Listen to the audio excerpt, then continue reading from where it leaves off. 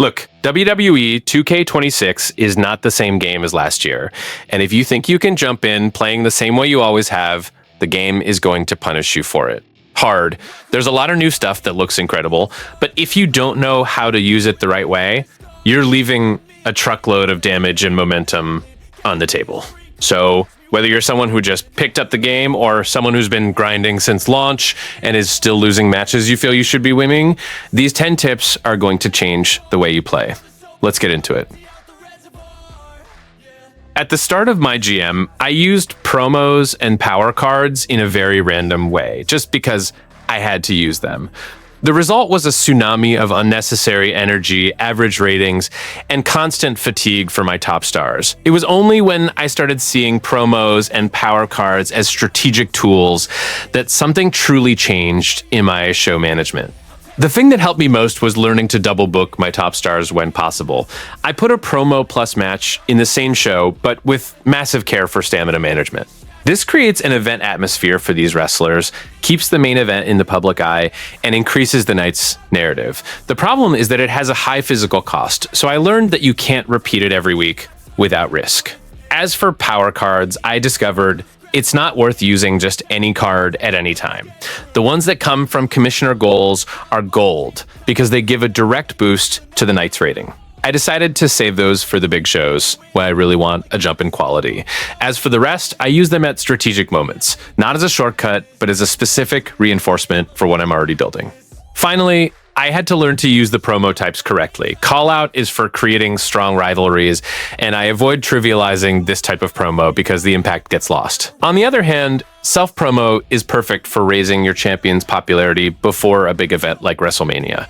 It's a way to build hype without needing an explosive match every time. When I started using these two with more discipline, my GM went from chaotic to much more predictable and satisfying. Look, I'll be honest with you. When I started playing WWE 2K26, the breakers system caught me off guard. I took a lot of beatings because I simply didn't understand how it worked properly. So let me share what I've learned because it can save you a lot of frustration.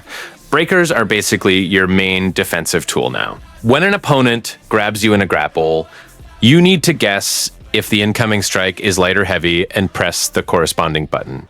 It sounds simple on paper, but in the heat of the moment, with your adrenaline pumping, it's not that easy. If you get it right, you steal the momentum of the fight.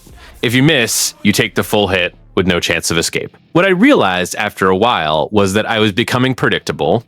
I always tried the same breaker, created an obvious pattern, and opponents, especially online, started exploiting that. That's when I understood that the system is more about psychology than reflexes. Sometimes it's worth missing on purpose to confuse them, you know? It sounds crazy, but it works. So my advice is this: don't try to memorize a perfect formula.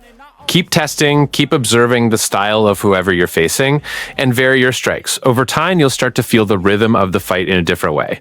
I'm still learning too, but when the system clicks in your head, it completely changes how you play. You know that feeling of entering a fight and losing control within the first few seconds. I went through that more times than I'd like to admit in WWE 2K26. And a big part of that was because I wasn't taking chain wrestling seriously. This mini game that appears during the first grapples seems small, but I learned the hard way that it defines much more than it appears to. The most important thing I discovered is stay calm. When the minigame activates, the instinct is to match everything at once in desperation. And that's exactly what made me lose sequence after sequence at the start. Chain wrestling asks you to follow the rhythm of the inputs, read what it's asking for, and respond at the right time. When you stop fighting the system and start playing with it, things flow in a completely different way. And the reason it's so worth investing in is momentum. Winning this sequence early on gives you a huge advantage that resonates throughout the entire fight. You're not just winning a mini game, you're establishing who controls the tempo of the match. It's that subtle difference that the best players exploit and many people ignore because it seems like a small thing. Now, there's a practical detail I learned as well. If you're in a fast grind mode, playing several matches in a row without wanting to go deep, you can disable chain wrestling in the settings. But if you truly want to master the game and feel the depth it offers, keep it on. It will teach you more about the pace of matches than any other mechanic at the start. I'll be straight with you. I was a hardcore button masher. I'd enter a fight and start hitting everything in sight, thinking that the quantity of strikes equaled victory. WWE 2K26 taught me that this mentality has a price. And that price is called stamina disappearing at the worst possible moments. What I learned is that light and heavy attacks consume stamina at completely different rates, and ignoring this is basically signing your own defeat. When you go full button mash, the bar vanishes too quickly, and suddenly you're slow, vulnerable, unable to reverse anything. And that's exactly where your opponent will destroy you. It's a terrible feeling, especially when you realize it was your own fault. The turning point for me was starting to use light attacks in sequences to build pressure without spending everything at once. It looks less spectacular at first, but you reach the end of the match with enough stamina to execute reversals, signatures, and finishers when they matter most. And believe me, a well-saved finisher at the right moment is worth much more than 10 wasted heavy hits at the start. Think of stamina as a resource you're investing, not spending. Every light strike is a deposit for a decisive moment later on. I still slip up sometimes and mash on impulse, but when I remember to play more surgically, the difference in results is absurd. This stamina management is one of the habits that will most separate a mediocre player from a truly dangerous one in WWE 2K26. One thing it took me a while to understand is that choosing a wrestler isn't just about picking your favorite and playing. I did that at first, picked a guy I liked, and went straight into ranked play, and the wrestler felt stuck, slow, and clumsy. It took me some time to realize the problem wasn't the wrestler. It was me completely ignoring the archetype system. Each archetype changes the gameplay experience in a very concrete way. High Flyer is speed and mobility, Powerhouse is brute force and heavy grapples, Bruiser is constant pressure, and Fighter balances striking and technique. These differences affect movement speed, grapple strength, and even the timing windows for moves. If you take a Powerhouse and try to play like a High Flyer, you'll feel exactly that heavy sensation I mentioned. The wrestler simply won't respond the way you want. What helped me a lot was to stop resisting the archetype and start playing into its strengths. If the wrestler is a Powerhouse, abuse the grapples, control the pace, use the weight to your advantage. If it's a High Flyer, stay in motion, use speed to create confusion. When you align your playstyle with what the archetype offers, everything starts to flow in a much more natural and satisfying way. And before taking any new wrestler to ranked, go to the Performance Center. I know it sounds like beginner stuff, but that's where you understand how the archetype behaves in practice without the pressure of losing. I started doing this and stopped going into important fights without understanding the character I was using. It's worth every minute of testing. When I saw that WWE 2K26 brought back the island with a completely new prestige system, my first reaction was pure curiosity. New mode, new progression, new way to build your superstar. But as soon as I started to understand how it works, I realized that this is one of those systems that heavily rewards those who invest early and punishes those who leave it for later. The logic is a progressive ladder. You start as a recruit, raise your OVR to the required level, and then unlock the prestige quest that takes you to Disruptor, then Legend, and so on until you reach the top with a 100 OVR. Every time you rank up your prestige, your stats reset a bit, and I know that sounds frustrating the first time it happens, because I also rolled my eyes when I saw it. But what you get in return are extra badges and a higher overall ceiling, which completely changes your superstar's potential down the road. The detail that caught my attention most, and that I think few people are using properly, is that all your My Superstars level up together in the prestige system. This means the grind you do with one character benefits the others as well. When I understood that, I completely shifted my priority in the mode and started focusing on it long before anything else. My honest advice is start this grind as soon as possible. The island is a mode that evolves over time, and reaching high prestige levels early puts you in a much more comfortable position to enjoy everything the mode has to offer. Those who leave it for later will feel like they're always chasing other players. Look, I know talking about optimized grinding isn't the most glamorous content in the world, but when I discovered this method to complete the ringside pass in less than 7 hours, I had to share it because it's absurdly efficient. We're talking 40 tiers in approximately 6.5 hours. The kind of thing that completely changes your relationship with the game's progression. The setup is very specific, and every detail matters. Set the difficulty to easy, minigame to rapid, chain wrestling off, and rope break off as well. Then pick Brock Lesnar or any superstar above 90, OVR, and go to Underground mode against Eric Bischoff. The reason for choosing Bischoff is simple. He taps to a submission in about 5 seconds, giving you 110 RXP per win. Each tier needs 8 wins, and at this pace, the math works out very quickly. When I first tested this, I just stared at the screen, unable to believe how fast it was. There are no long fights, no complex mechanics to master. It's pure, efficient repetition. It's the kind of grind you can do while watching something on a second monitor, or if you just want to breeze through the progression without a headache. Simplicity is the point. Now, an important thing. This method is for those who want to unlock the Ringside Pass content and enjoy the rewards without getting stuck in the progression. You don't need to use it for every game you play. Save it for when you need to speed up the tiers and get back to playing the way you prefer. It's a tool, not a substitute for the actual fun of the game. One of the things that bothered me most before tweaking the sliders was exactly this. The matches didn't feel like real matches. Reversals happening out of nowhere, submissions ending too fast, pins that didn't even give you time to breathe.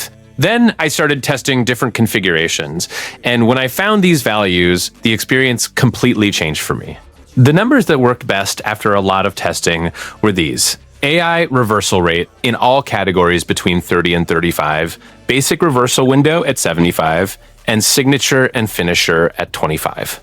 This already eliminates a large part of those random reversals that break the rhythm of the fight and makes everything less unpredictable. Stun gain and duration at 60 gives a much more real weight to the hits, and pin kick-out difficulty at 60 for both the player and the AI creates that genuine tension in pins that the default game simply doesn't deliver. The submission adjustment was what surprised me most.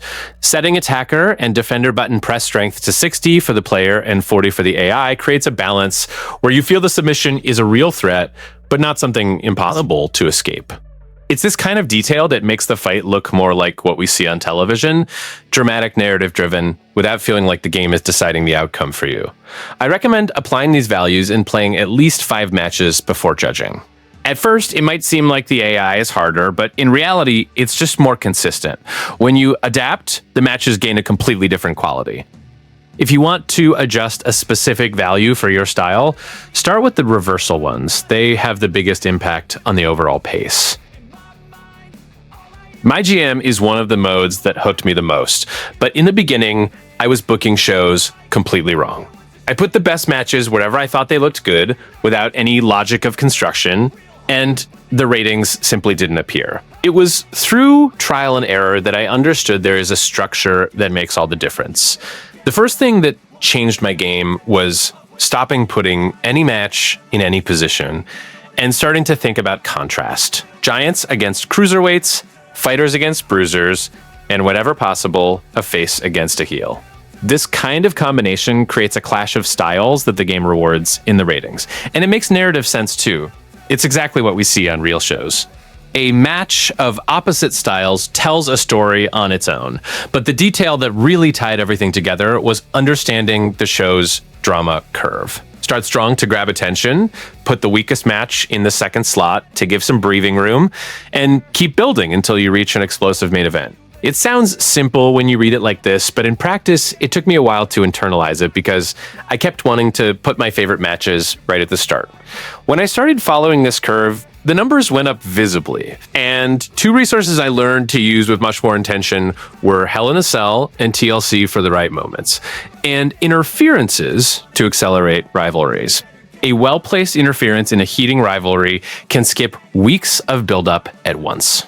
I don't use it every week because it loses impact, but when used at the right time, the result in the following show is immediate.